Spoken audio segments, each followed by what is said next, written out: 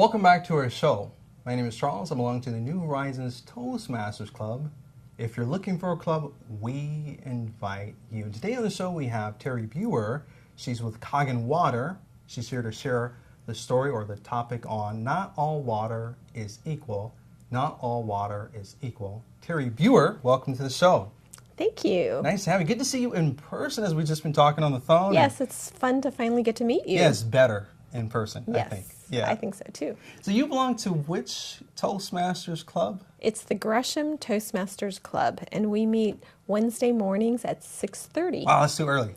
It's an awesome time to meet. For all these early risers, it's fun. It's a good way to start your day. Yeah, I bet you it is fun. And we have Deb Hart is in your club, and Bill Johnson. Yes. And Aurora's in our club. Aurora? Yes. And she's a new member, right? Yes, and she's the gal behind the camera there. I need to ask her, is it a good club? Is she liking it? Yeah, you should ask her, for sure. I'm sure she'll say yes, because it is You're really sure? the best. Oh, great. You say you're sure it's the best? I am sure it's the best. Well, I'll have to check it out then. Yeah, you should come visit. Yeah. Well, I do visit a lot of clubs, so I'll make a deal. I'll come and check you out there. Okay. So who is Terri Brewer? I grew up in Hawaii. I've lived in Oregon over 30 years. I've lived here so long, I feel like I have web feet. And I love it. I love Oregon. Okay. And what do you do for a living? I run a business out of my home. I am actually work on educating people about the Kangen water. And Kangen water is a super hydrating antioxidant alkaline water. Great. So we talked on the phone about not all water is equal. And I had looked on your website. I saw one video. It was talking about how that in I think East LA or something like that, that tap water is not good. And I think it's like yellow or brownish. And then I saw another video, which is somewhat contrary, that was from MSNBC. It was saying that tap water is actually better than bottled water, which is surprising. So if you can for us, explain how that makes any type of sense, how water is not equal. Well, basically, everybody thinks water is water. Well, I'm here to tell you, all water is not equal. There is tap water, there is bottled water, reverse osmosis water, there's organic acid rainwater, and everybody needs to just do their research and find out what's in their water. For instance, in tap water, it comes from an organic rainwater source. Well, organic rainwater is acid, and our government knows that acid water is bad for the city pipes. So what do? They add chemicals to it to balance out the pH. And so when you open the tap, you're getting chlorine, you're getting lye, and you're getting a lot of other chemicals that the government is going to deem as safe, but is it safe? And every city municipality has their own specific chemicals that they add to it. For instance, in Washington, just across the river, they add fluoride to their water. Here in Oregon, we don't. Luckily, we don't. But a lot of people don't even realize fluoride itself is toxic. So that's just the tap water. And then we have the bottled water. Well, in bottled water, it's just a really expensive kind of a tap water in the sense that maybe some of it's filtered, maybe it's not. And there's really no regulation. It's bottled at about 185 degrees, and it's bottled in plastic.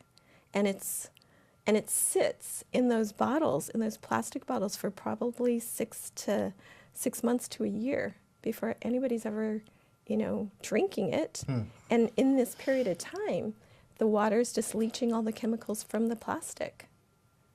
And then there's filtered water, and yes, you can filter the water, but some, even reverse osmosis water, you're stripping out all the minerals. You're stripping everything out of the water to where as you drink it, it becomes kind of like a mineral drain as it flushes everything through your body. And so to me, in my opinion, the only water to drink as a super hydrating antioxidant alkaline water.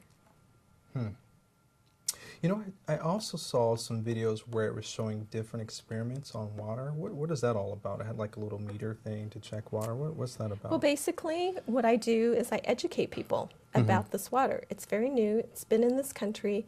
It originated from Japan, and the company brought it in 2003. So it's been here about 15 years. And people at first did not even understand how important alkalinity is to our health. And it is becoming more common knowledge. There's alkaline diets, alkaline drinks, you can even get alkaline bottled water. But in the realm of the bottled water, or the waters itself, there's just such a variety of, there's a lot of people that say the same thing, but especially with the bottled waters, they're making a gob of money for not a whole lot of difference. And so when you watch that news article about the tap water and the bottled water, well, I agree. I mean, the bottled water industry is $1 trillion industry. And think about it. They're not doing that much to the water. They're putting it in these plastic toxic containers, and they're shipping it all over the country, and we're spending all this money. It's more than a gallon of gas for the water. And who's getting the money? It's these companies. And the water isn't any better. So really, in that regard, tap water is better. But most people, I just think the problem is most people don't understand there is a better choice. And that's what I like to do. And those experiments that people do, I do those in my water demos. And I show people the antioxidant value in the water. I show people the alkalinity. And I show people how it is super hydrated. And they're fun. And people walk away, because it's so visual and they're right there, it's like they can walk away, and it does leave an impression on people. I see. We need to have a second part of this so that you can do a demonstration. I think that would be really cool. I would love to do a demonstration because, people just don't know it's out there. Great. Well, let's talk about how important water is. I mean, I've done a few presentations on health, and water always comes up as a topic, and I've always taught that you need to have 8 glasses of water. And what I'm hearing from you, at least from what I see on the site, on your site, is that you need 70 to, or at least our bodies are made of 70 to 75% of water. Right. And it seems logical that if we get the right water, that we would be more healthy 70 to 75%. Would you agree with that? Absolutely. And I think, though, so when I was growing up as a kid, I was told 8 glasses of water a day. But now everybody is in different size. Would a 250-pound football star need the same amount of water as me, a person who's like maybe 100 pounds? I don't think so, So what we tell people is that they need to drink half their body weight in ounces, minimum. Okay, if you're an athlete, if it's the summertime and you're training, at least 3/4 of their body weight in ounces. And if you're sick, you have cancer, you have whatever the, Crohn's or whatever disease that your body has, drink at least your body weight in ounces of the super hydrating antioxidant alkaline water. One thing I was just thinking as we were sitting here, and I think I saw it on the video, but how does like Gatorade and other beverages work in that scenario? I would think they're unhealthy, but like, how could you kind of explain the drinking these other types of drinks, how it would have an impact on your body versus having natural water? Well, in the water demos that I do, I always use Sprite. And Sprite is there just to represent the carbonated beverages. And so we do a pH test. And of course, the Sprite is acid. It's about a 2.5 acidity. And we also take the Kangen water and we mix it with all these other beverages. Now, even the water, like the bottled water that turns out in acid color, if you take the Kangen water and you mix it together, it'll get to be a nice purple 9.5 pH. Great. Well, we have a few minutes here. Okay. How do we stay in contact with you? The best way to stay in contact with me is I have a website. It's www.backtooriginwater.com. Well, thank you. Okay. We heard Terri Brewer's life and how water is amazing and how if you have the right water, it will help your health. We thank her for coming to the show. We thank you for watching the show. I'm Charles Shambry again. Have an awesome, awesome day. Welcome back to the show. My name is Charles Shambry. I belong to the New Horizons Toastmasters Club in Tualatin, Oregon. If you're looking for a club, we invite you. And today on the show, we have Bill Johnson. He's here to share his experience in Toastmasters. Bill Johnson, welcome to Charles, the show. It's a pleasure. Yes, thank nice you to for have you here. having me. Yes. Yeah, nice to see you in person. I think we met before here the first time at like an orientation or something like that a couple of months ago. Yes. And we may have met each other or saw each other at some other meetings or I believe at a contest. Oh, contest Yes, maybe? I think at a contest we have met. Okay. It's been some time ago, but yes. Yeah, well, nice to see you in person. You belong to which club? Gresham Toastmasters up here on Burnside. And we meet at 6:30 in the morning. Oh, that's bright early. and early. That's too early for me. Oh, no. And I heard that you're the best club. I don't know how true that is. Oh, I absolutely. like New Horizons a lot. So if this is the best club, we need to check it out, I think. It is. Early birds. How better can you start your day than with Toastmasters? Yeah. You meet a number of people, same interest. You hear various stories throughout the meeting. What can you be? What better can it be? Yeah, and you have a stellar group too. I think Deb Hart belongs to that club, and Terri Brewer, yes, which I just met. So yeah, you got a good group. It looks like. We actually have a member who went to the international contest a couple years ago. Wow. Robert. Yes, he did not win, but he did place. And yeah, so we have quite the group. Great. So who is Bill Johnson? Oh, a true Oregonian, web feet, moss between my toes. So you're a unicorn. That's what it's called here in Oregon. If you've been originally from here, they call it a unicorn. So you don't look like a unicorn? No, I'm missing something. Okay. Yes. Yeah. You look like a bill, actually. You look like a regular bill. Thank you. But yeah, so you're originally from here, and you said you have web feet, and what else did you want to say that? I've always lived in the Portland area. I wouldn't know how to live anywhere else. Okay. It'd be terrible to move away. All right, and then what's your background? What have you done before, as far as work, and what do you do for a living now? Or even hobbies, if you wish to share. Sure. Well, I can start off with I worked for a corporation for 34 years, and which corporation? Oh, I worked for IBM. Oh, okay.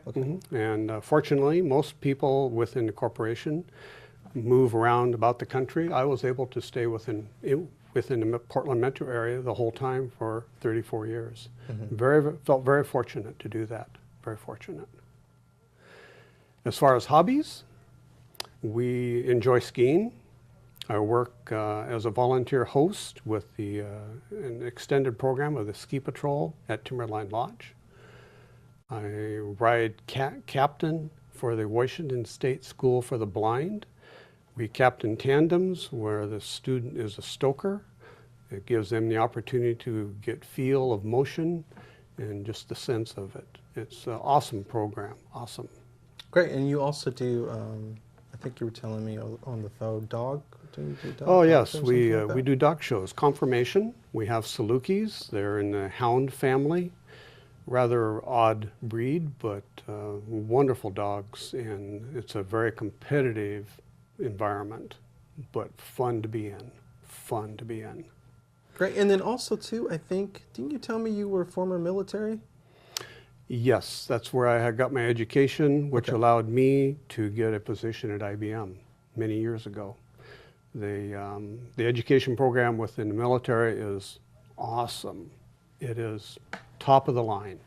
And with that education, I interviewed with IBM Corporation and was able to get a customer engineer position. Gotcha. Well, thank you for your service. Let's talk about your Toastmaster journey. Sure. How did you hear about Toastmasters? What got you into joining and being in it for 15 years, I think you said, right? Yes, yes, that's about right. When I first started at IBM, I'm very much of an introvert, very quiet, believe it or not. My manager said, you really need to speak out and speak up. So he put me in the Dale Carnegie course. And let me tell you, yes, I sat in the back room, first couple meetings, quiet, mum, didn't say a word. Before you know it, you're up in front of the group speaking. And after the course completed, I realized that I needed to continue that process and started looking for something and heard about Toastmasters, and here I am. Great. Well, what would you say would be some major improvements that you've gained from Toastmasters? What have you learned? And again, what are some improvements that you've had since you've joined the club? Sure. I believe the number one item that I've learned through Toastmasters is to listen. Now, when you think of Toastmasters, you think of public speaking. Before you can speak, you have to listen to know what to speak. So I believe number one is to listen, and definitely Toastmasters has done that. You have to listen to evaluate speeches. You have to listen to understand what the program is for the day. Really, listening is number one. Number two would be speaking. Mm-hmm. And everybody can speak. Right. Everybody. But to speak with a limited time frame on a specific topic, you have to practice. And that's number two, is to stay within a topic for that speech.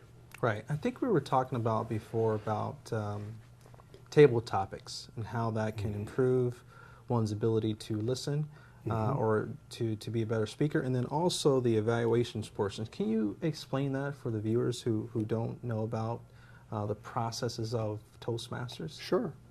Table topic is an impromptu speech. It's 1 minute 15 seconds to 1 minute 45 seconds. There is a table topic master who picks the topics, and you may be assigned a topic, or you may pick a topic out of a hat, and then you have 1 minute 15 to 1 minute 45 seconds to talk about that. You don't have to join in, but you're very welcome to. And it's surprising what some of the stories are and how funny they are. Evaluation, it requires clear listening. You have to very much focus on that speech. And you have to pick the good points and the bad points. And that's part of Toastmasters as well, is the ability to give criticism, but in a positive format. And that's something you can learn throughout the process.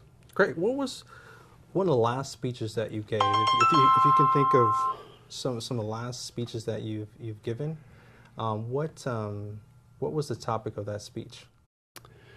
Oh, I gave one. My mind is blank. No, that's fine. I mean, I guess you weren't prepared for that. But no, I was not. Okay.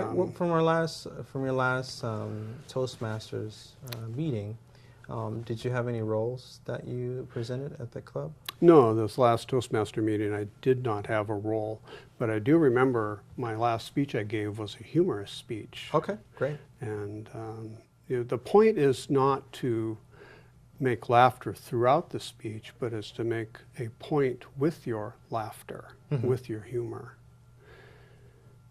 And I cannot remember what it was specifically. Okay. Well, that's humorous that you don't remember. Well, it makes me uncomfortable that I don't remember. Okay, well, it's okay. That's okay. Well, wrapping up here, how do we stay in contact with you? The best way to stay in contact is through my real estate site.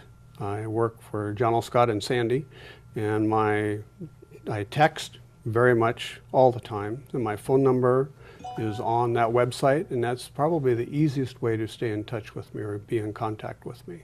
Before we go, how does it help you? Because you talked about real estate.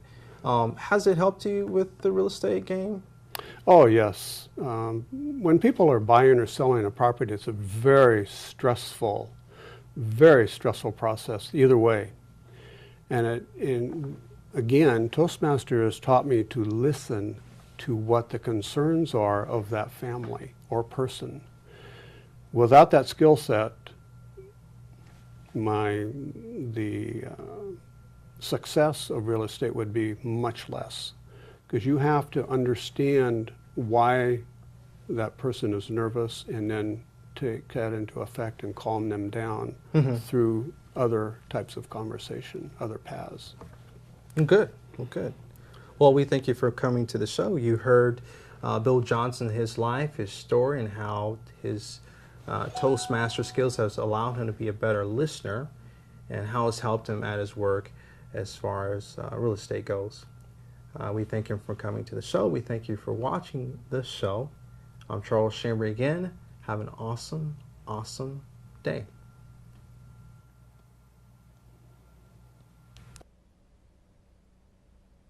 Hi, I'm James Wantz. I'm the current Public Relations Manager for District 7, but I'm also a member of 3 Toastmasters clubs.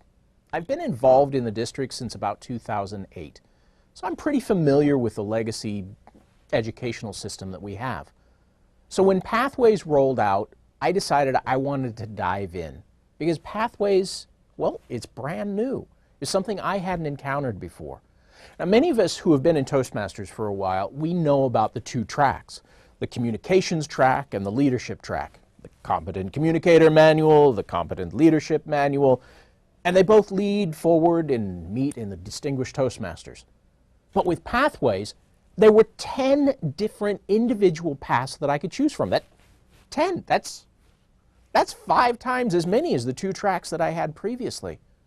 I'd heard a little bit about some of the projects that were inside of these tracks, and I immediately got excited when the ambassador at our spring conference started talking about all of these potential projects that we could do, electives like creating a podcast or writing a compelling blog or attending a networking event. Oh, okay, I didn't really like that one. I hate networking.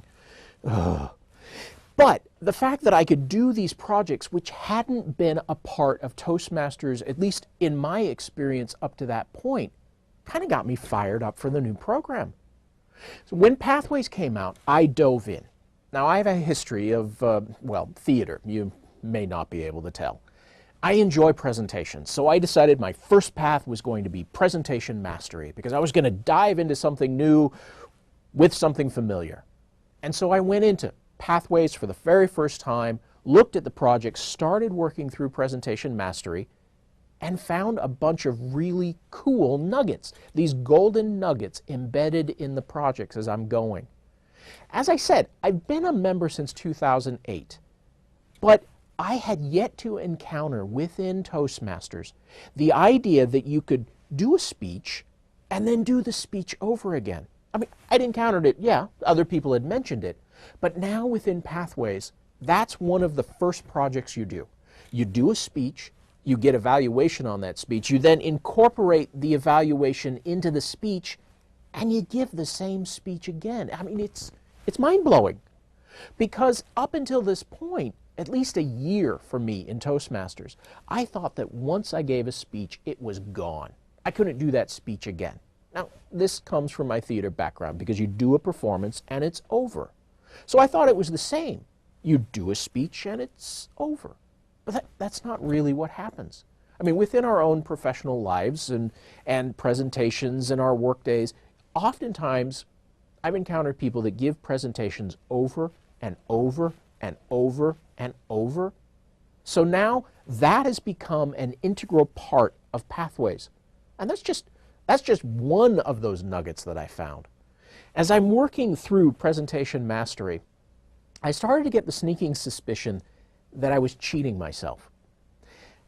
I was cheating myself because I wasn't really challenging myself in all the areas that I could challenge myself. Yeah, networking. I hate it. But you know, there is a specific path that deals with networking, strategic relationships. I decided that if I was going to be a Pathways evangelist and talk about how good it was for helping people conquer communication and leadership in their own life, I needed to do something that was uncomfortable for me. So I signed up for the strategic relationships. And yes, I am going to attend networking events. I am going to find out about those strange things they call networking events. And then, as per the project in Pathways, I'm going to go back to my home club and report how scared I was at the time. Because stepping up in front of people to give a presentation doesn't bother me. I enjoy it. I know I'm weird in that way. But if you put me in a room where I have to network with people, it's just amazing. I challenge you. Figure out what you want to work on in your life, and then go to Toastmasters.org, look into Pathways, start figuring out one of those 10 individual paths that would challenge you. Or if you want, start with something familiar. But the key part of this whole thing is start into the Pathways journey, because you don't know what you're going to find, and I think you're going to really like it in the process. Toastmasters.org.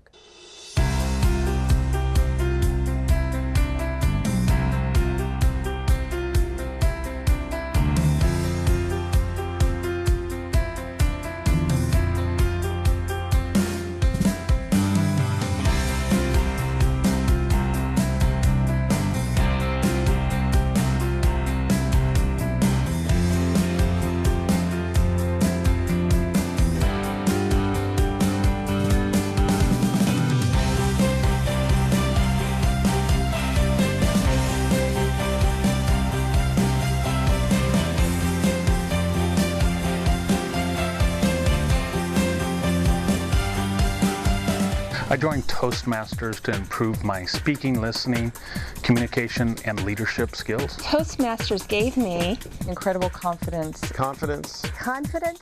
Great listening skills. Poise. Great leadership skills. Leadership skills.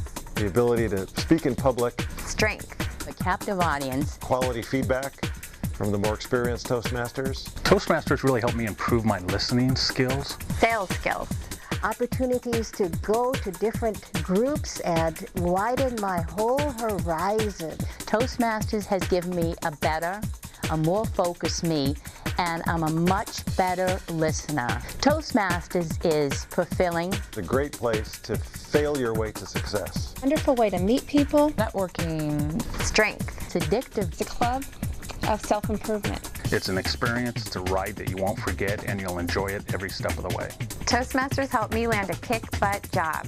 I sang at one of my table topic speeches, and people liked it and applauded. My business is doing great, and I'm very, very grateful to Toastmasters. It's been a great experience for me. Thank you, Toastmasters. Thank you, Toastmasters. Thank you, Toastmasters, for giving me so much confidence. Thank you, Toastmasters, for everything.